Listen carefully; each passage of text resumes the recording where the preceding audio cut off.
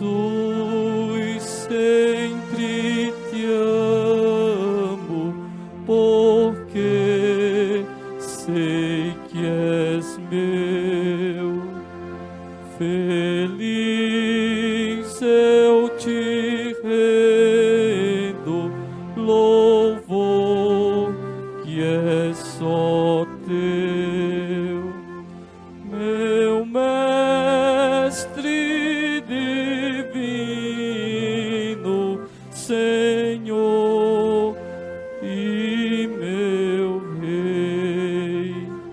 A ti, ó meu Cristo, me submeterei.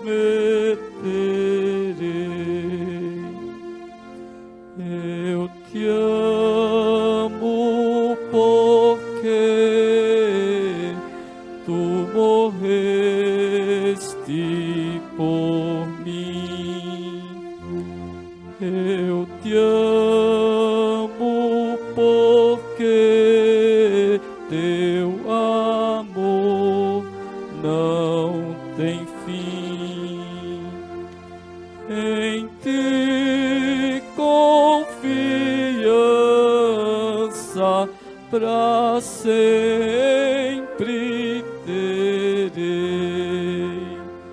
A ti, ó meu Cristo, me submeterei.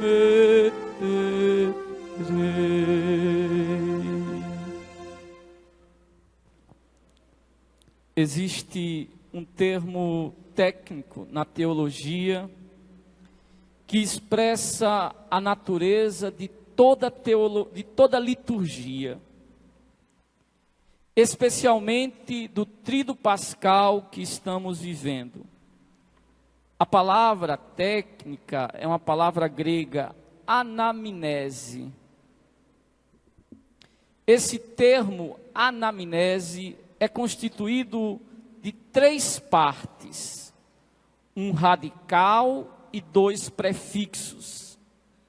Mnesis do grego quer dizer memória. O primeiro prefixo é um A privativo. Amnésia quer dizer perda de memória.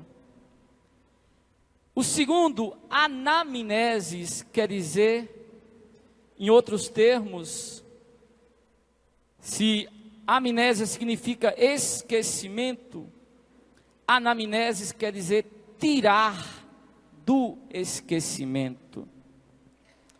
Evitar a perda de memória. Pois bem, toda liturgia é uma anamnese, é um tirar do esquecimento, impedir que nós nos esqueçamos. Por que isso? Porque a vida que levamos tem um efeito narcotizante, letárgico, alienante. A vida, via de regra, nos fazem esquecer as coisas que são verdadeiramente importantes. Na liturgia da quinta-feira, nós escutamos, de fato, o apóstolo Paulo dizer: fazer isto em minha memória. 1 Coríntios 11, 24. O termo aqui, memória, é exatamente esse termo que eu expliquei, anamnesis. Vocês sabem que existe uma doença da memória que tem assustado muita gente, especialmente os mais idosos, Alzheimer. Existe, eu diria, um Alzheimer espiritual, que se pretende combater com a liturgia. E ele é o contrário do que aterroriza os nossos idosos. No Alzheimer, via de regra, o homem se desvincula do presente e lembra sempre do passado. É um esquecimento de marcha ré. Se esquecendo de frente para trás. É como se o esquecimento fosse engolindo a história, indo para trás, até que você não lembre de mais nada. Pois bem, a liturgia combate de outro modo. Vocês já viram uma árvore, uma mangueira doente? A mangueira morre de dois modos.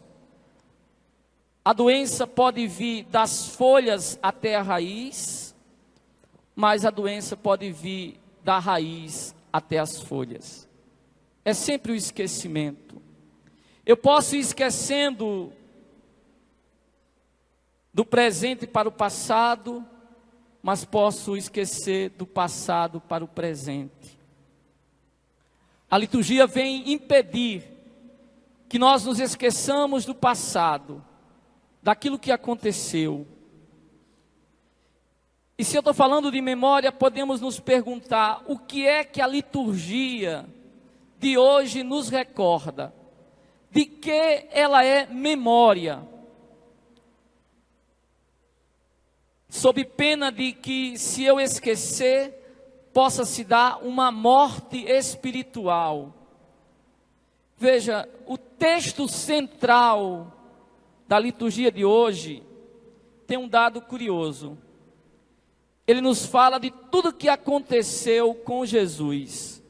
E o que foi que aconteceu com Jesus? Via de regra, quando a gente vai ler o Evangelho, se diz assim: proclamação do Evangelho, isto é, da Boa Nova. Hoje é diferente, a gente não diz do Evangelho, a gente diz anúncio da paixão. É como se nós disséssemos que tudo o que aconteceu com Jesus se resume com uma única palavra: paixão. Essa palavra, paixão, é igualmente do grego, que quer dizer pathos, quer dizer padecer, sofrer. Tudo o que é narrado no Evangelho se resume com uma palavra: sofrimento, paixão. Recordamos hoje os sofrimentos do Senhor. Qual foi o seu sofrimento? Você poderia me perguntar: qual foi o sofrimento de Jesus? Eu diria que a pergunta está errada. Não podemos falar de que sofrimento. Nós deveríamos dizer: quais foram os sofrimentos de Jesus? Eu poderia sintetizar os sofrimentos em dois tipos: psicológicos e corporais. Mas digamos um primeiro. Na ceia, Jesus fala que vai ser traído por um discípulo. Existe coisa que faça mais uma pessoa sofrer do que a traição? Como dói a dor da traição? Jesus diz: um de vós me entregará. Como machuca a traição, quando somos traídos, sobretudo por aqueles que amamos.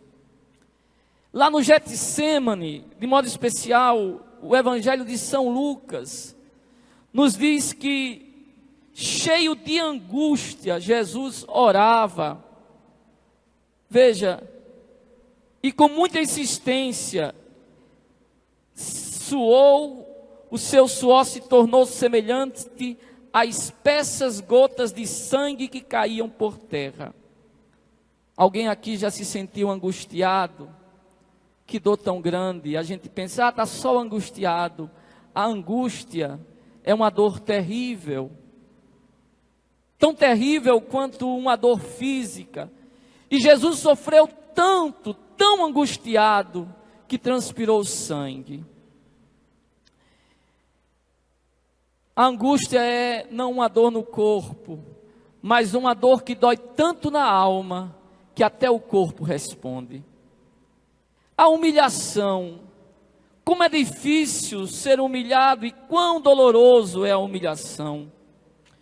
O texto sagrado diz que os chefes da guarda do templo e ancião vieram até Jesus. Veja que humilhação para o Senhor. O Senhor disse e observou: como a um ladrão saístes com espadas e paus. Como é humilhante quando um homem de bem é tratado como um marginal. Quando um homem honesto é tratado como um criminoso. Quando um homem decente é tratado como um indecente.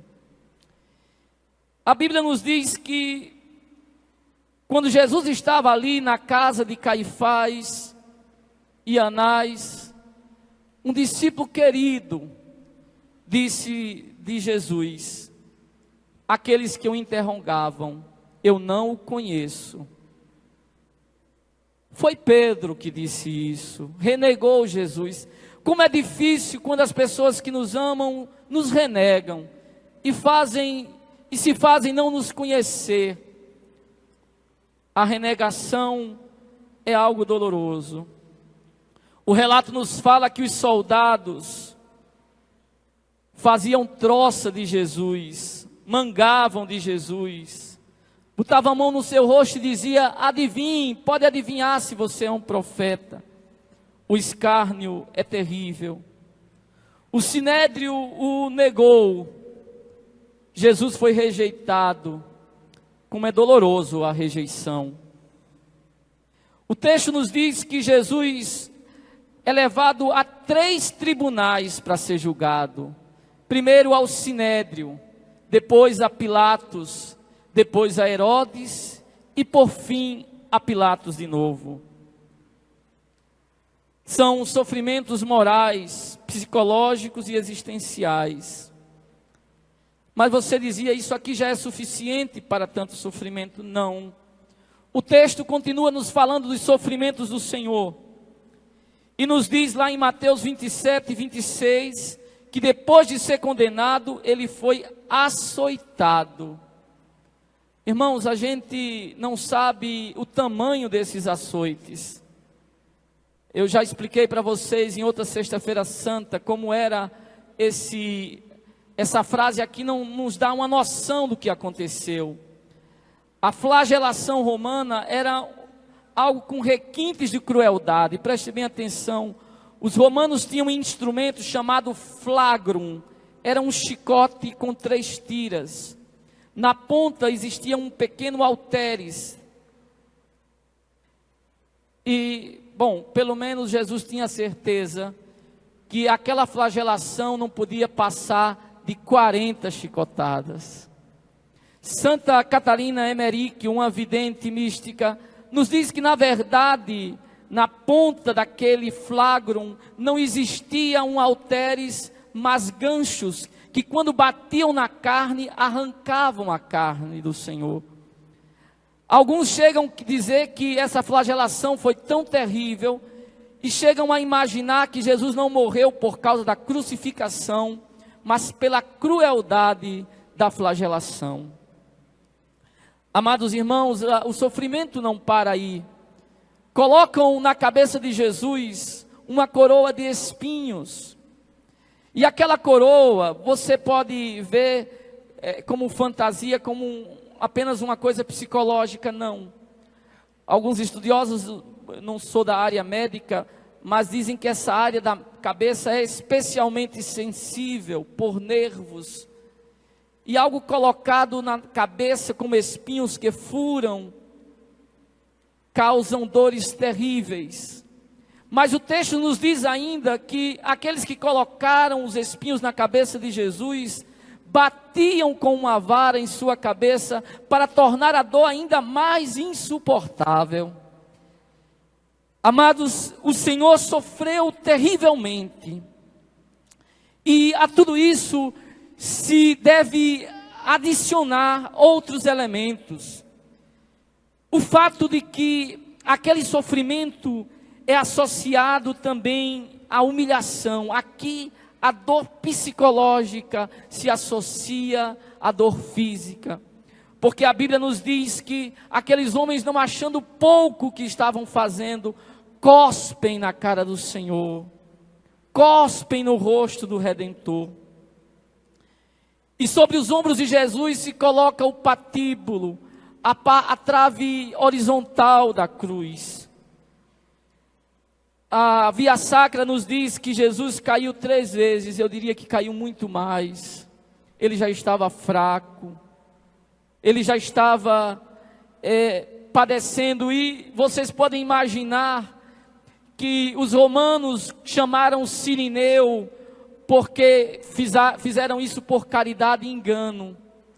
Os romanos fizeram isso porque não queria que Jesus morresse antes de chegar ao Calvário, para não perder aquele espetáculo tremendo de colocar o Redentor sobre aquela cruz.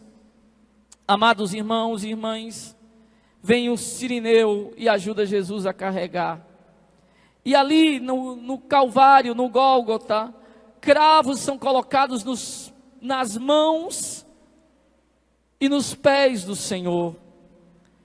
E aqueles cravos, segundo alguns, era o sustento que sustentava Jesus, pois na cruz não tinha um sedile, algo para ele sentar, nenhum apoio para os pés. Alguns chegam a dizer que Jesus morreu de asfixia, porque tentando se levantar para respirar, teria morrido por falta de ar. Mas por fim, a pior de todas as dores, a própria morte. Amados irmãos e irmãs, uma única palavra descreve tudo isso que nós acabamos de ouvir. Uma palavra sintetiza tudo. A palavra é paixão, sofrimento. O que sintetiza tudo que nós ouvimos é o sofrimento. E você poderia perguntar, e qual o sentido de tudo isso? O porquê desse sofrimento? De fato, de nada adiantaria saber que Jesus sofreu, se eu não fosse capaz de entender a razão pela qual Jesus sofreu. O propósito, de fato, o próprio Jesus explicou a razão de sua morte. Na última ceia, Jesus tomou o cálice e disse: este é o cálice da aliança do meu sangue, que é derramado por vós. Isso quer dizer, meu irmão, que Jesus morreu por nós, morreu por mim e por você. De fato, os profetas, falando de tudo aquilo antecipadamente, lá em Isaías 53:5 diz: por suas pisaduras fomos curados. Talvez você continue sem entender tudo isso. Você talvez não tenha compreendido ainda o sentido desse sofrimento. O relato da paixão em João, aquele relato que foi lido ontem, na Quinta-feira Santa, é introduzido por uma palavra. Lá em João 13:1 nos diz: tendo amado os seus que estavam no mundo, amou-os até o fim. Se diz em grego, eis telos egapesen autos.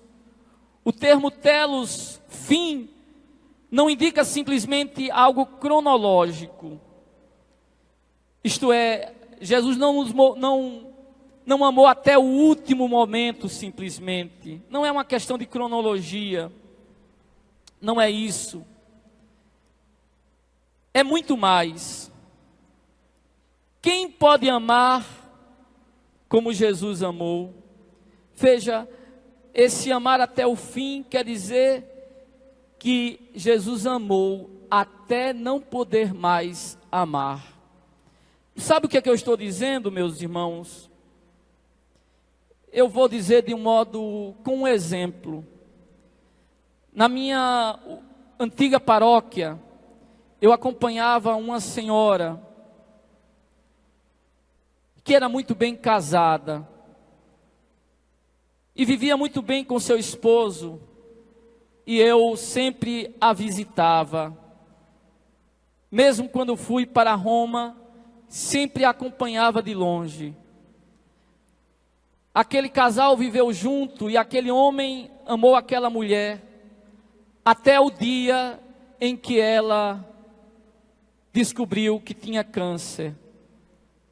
Até o dia em que ela estava enferma. Quando ela começou o tratamento, aquele homem a abandonou por outra. Certamente mais jovem, certamente sem nenhuma enfermidade.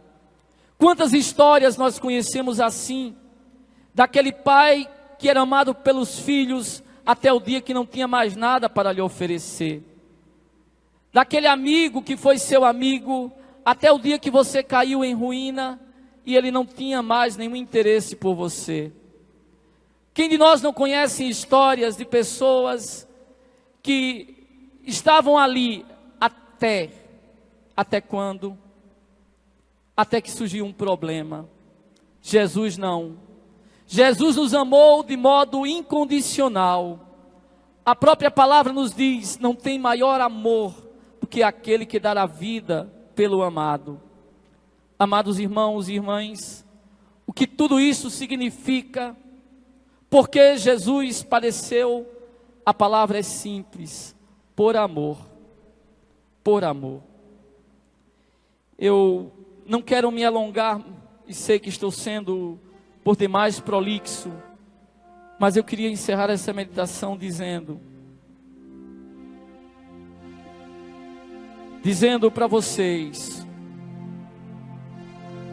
porque Jesus está ali na cruz, porque nos ama.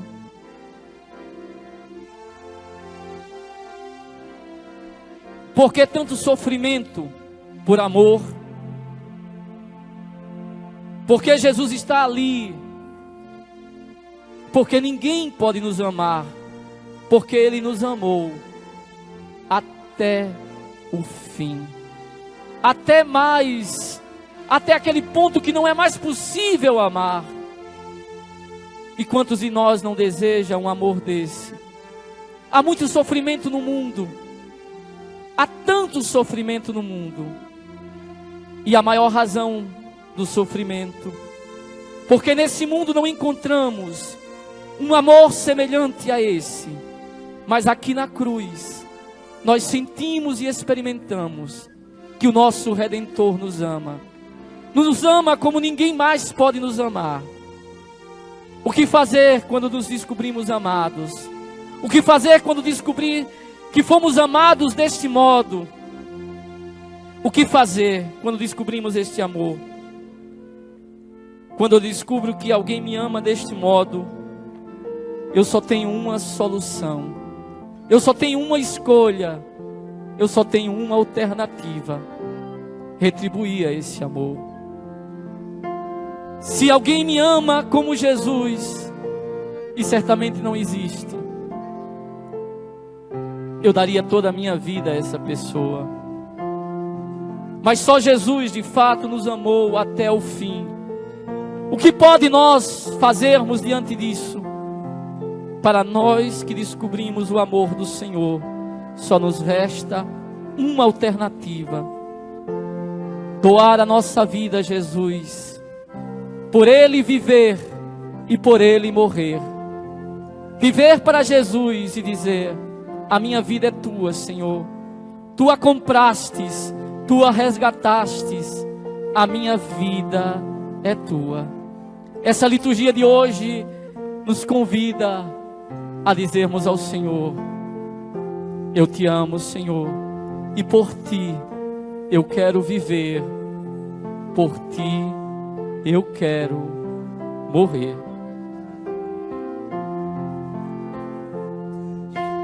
Jesus, sempre te amo, porque sei que és meu. Feliz eu te rendo louvor que é só teu, meu mestre divino, Senhor e meu Rei. A ti, ó meu Cristo,